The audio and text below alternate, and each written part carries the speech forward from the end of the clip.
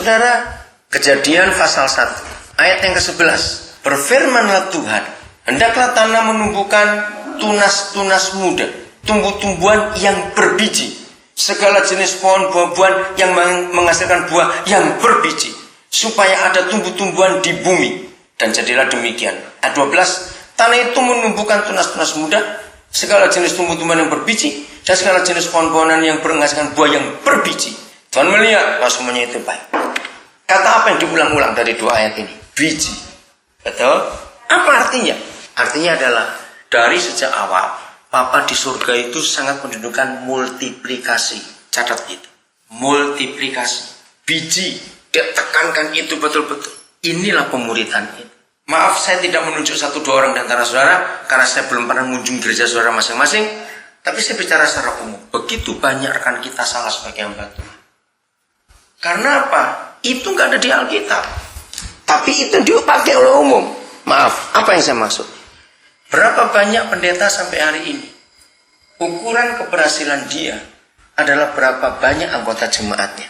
Padahal itu nggak ada di Alkitab. Seorang pemimpin yang berhasil itu tidak ditentukan berapa banyak anak buahnya atau orang yang dipimpin. Pemimpin yang berhasil itu cuma satu penilaian Alkitab. Kalau dia bisa menghasilkan pemimpin terus-menerus dalam hidupnya. Katakan amin. Nah, sekian tahun kita jadi pemimpin, jadi hamba Tuhan. Berapa orang kita lahirkan jadi pemimpin lagi? Itu ukurannya. Saya menggunakan sistem keluarga. Saya usahakan setiap tahun, saya itu sudah melahirkan seorang pemimpin. Kenapa sampai ukuran tiap tahun? Sampai ukuran kehamilan. Jadi 9 bulan 10 hari mengandung. 3 bulan lagi saya harus hamil lagi. Terus begitu. Siapa pernah baca berita 2 tahun lalu, tahun 2007 di Denpasar, masukkan berita ada satu keluarga muslim di Denpasar, anaknya 22 dari satu istri, dari satu suami. Dan waktu itu ditulis berita, ditulis istri yang ngambil anak ke-23. Tiap tahun punya anak. Dan mereka bukan orang kaya.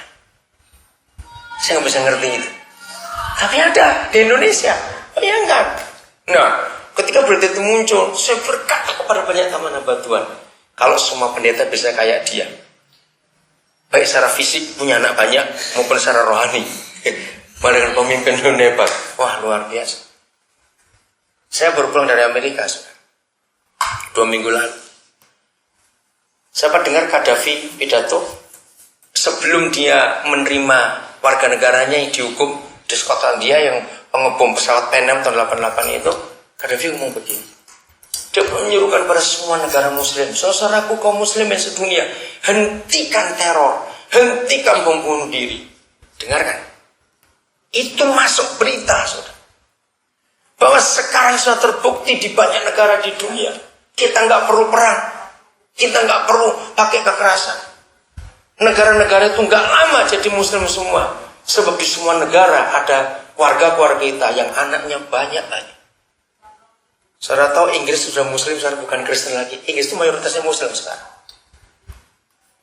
Belanda kira-kira nggak sampai 10 tahun lagi sudah begitu. Mereka itu anaknya banyak sekali.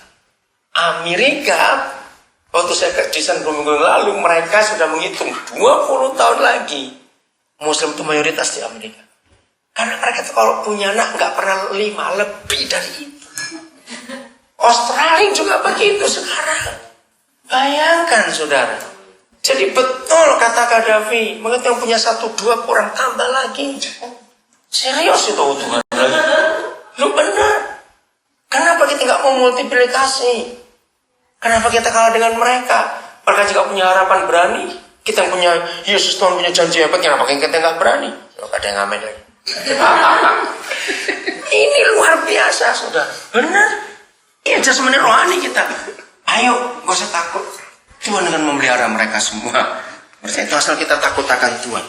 Anak-anak itu pasti akan luar biasa dalam hidup. Oke, multiplikasi. Kenapa saya berani pakai konsep ini, saudara? Dan puji Tuhan, Tuhan bisa mempercepat. Setahun saya bisa 2 melahirkan pemimpin.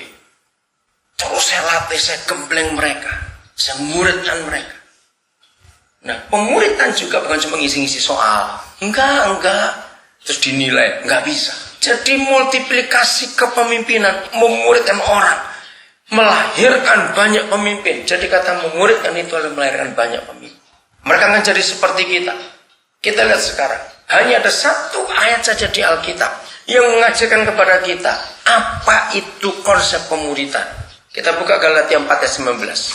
Coba salah seorang baca Galatia 4:19. Saya tidak menemukan ayat lain di Alkitab yang lebih jelas daripada ayat ini. Apa itu memuridkan? Hai anak-anakku, pernah kamu aku menderita sakit bersalin lagi, Ya. sampai rupa Kristus menjadi nyata di dalam kamu. Ya. Tolong rekan-rekan hamba Tuhan untuk mempercepat program ini. Selalu ada orang. Jadi zaman saya pergi saja, di rumah pun ada. Dan kami terbuka dengan mereka. Sampai hari ini kalau kami pergi begini, kamar dan almari kami nggak pernah kunci. Bahkan kami beritahu mereka kalau ada tamu-tamu yang perlu dan nggak ada kamar, pakai kamar kami. Kami nggak pernah takut kehilangan barang, karena kami mau belajar mereka melihat apa yang kami punya dalam hidup ini. Penting. Jadi murid harus tinggal dengan kita. Apa yang kita temukan di ayat? Hai anak-anak. Kata ini kita ambil dulu. Hai anak-anak. Kita buka 1 Tesalonika pasal 1. Tinggal dulu ya, kata ini, hai anak-anak. 1 Tesalonika pasal 1. Dari Paulus, Silvanus, dan Timotius. Mereka ini laki atau perempuan? Laki semua. Pasal 2 ayat 7. Bagaimana sikap pemimpin, gembala kepada jemaat. Jadi siapa 3 gembala ini? Ibu dan bapak. Ada cowok. Kami berlaku ramah di antara kamu. Coba baca ayat 8. Ini memuridkan itu. Ayat 8 lagi, selesaikan. Demikianlah kami dalam kasih sayang yang besar akan kamu, bukan saja rela membagi hidup Allah dengan kamu, tetapi juga hidup kami sendiri dengan kamu. Iya. Karena kamu telah kami kasihi. Bagi hidup. Saudara, kalau saya pergi dengan mereka, saya nggak cuma khotbah untuk mereka. Saya bagi hidup dengan mereka. Kalau kami terima persembahan, pelayanan, saya buka di hadapan mereka. Dan mereka tahu. Untuk apa uang ini? Kemarin kami dari Palembang, kami terima persembahan 6,5 juta. Tadi pagi, karena sudah untuk bayar hotel, bayar travel dari bayar hotel di sini, kami bersama mobil untuk makan semuanya. Mereka tahu, uang itu habis. Bayar uang tiket mereka juga. Jadi bagi hidup itu nggak cuma khotbah. Semuanya. Kami nggak cuma khotbah kalau saya pakai kata itu. Tapi bagi hidup. Ayo kita buat itu. Maka itu mereka mengerti bagaimana kita hidup.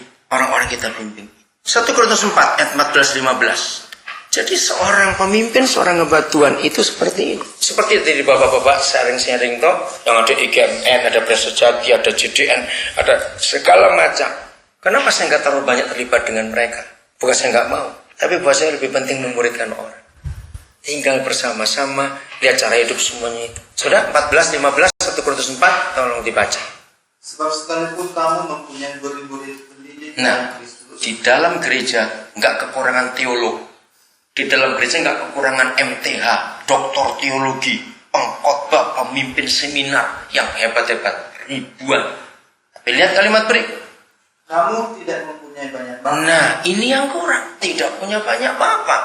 Terus? Karena akulah yang dalam Kristus Yesus telah menjadi bapamu oleh iman. Katakan amin, bapak-bapak ibu. Memuridkan itu ternyata jadi orang, bukan jadi guru. Jadi ayah ibu untuk anak-anak. Saya percaya kalau lihat generasi yang sekarang ini, yaitu saudara semuanya, beda dengan generasi yang di atas kita. Generasi di atas kita, walaupun tidak semua ya, tapi saya percaya saudara ngerti yang saya maksud, adalah hamba-hamba Tuhan. Karena di atas kita, pasti saudara-saudara yang pernah praktek dari sekolah Alkitab, dan hidup bersama gembala-gembala atau hamba-hamba Tuhan itu. Berapa kali terjadi? Kalau khotbah praktekan itu lebih hebat dari gembalanya, langsung dipindahkan. Betul tidak? Iya toh, karena takut tersaingi. Akhirnya praktekan cuma PL gereja, bersihkan WC, kasihan sekali. Maka itu saya berkata di gereja itu banyak om. Apa bedanya om dengan bapak? Kalau ayah itu pasti rindu anaknya maju. Yang sederhana aja, jangan tersinggung. Saya cuma ngomong ini. Kalau ada tukang becak punya anak, pasti harapannya kamu lebih dari bapakmu ya nak. Jangan sampai sama juga, kasihan kalau sama becak lagi nanti. Ayah, seorang pemimpin yang berarti ayah akan seperti itu. Mendorong ini pimpin lebih hebat dari dirinya, nggak apa-apa. Ayah yang benar itu nggak takut tersaing. Maaf ya, saya harus berkata banyak minta maaf. Cukup banyak gembala menganggap jemaatnya itu mesin pencetak uang.